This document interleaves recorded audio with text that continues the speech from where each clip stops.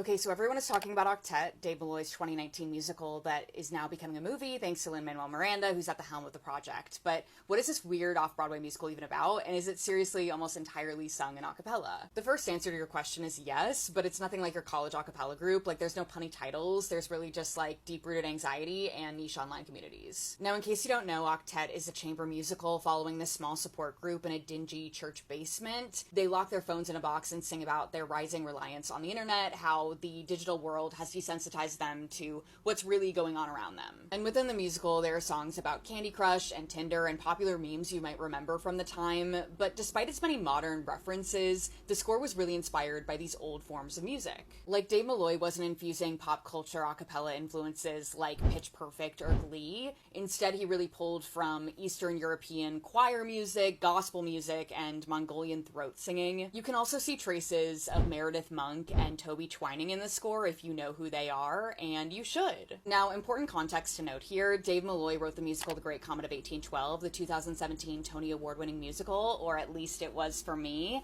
and the show sort of exploded into online controversy right before it closed later that year, so you could say he's familiar with online anxiety and predetermined cancellation. And listen, if you want to learn about this, like if you really want to know what happened, you can find out for yourself, like it's really all online.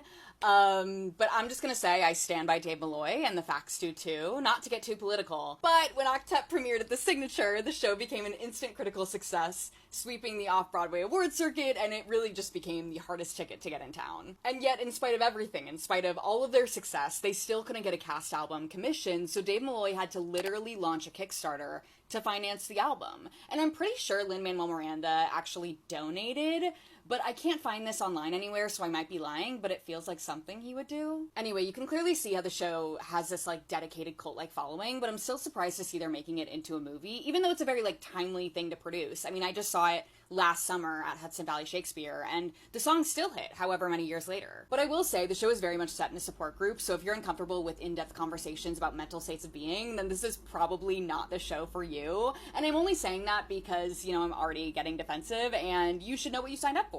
But I really love this musical. The lyrics are incredibly complex and purely poetic, and I'm really excited to see it on the screen. And considering all this time we have before then, you might as well listen to the cast album, especially knowing the context you have now. Like, I would. I am.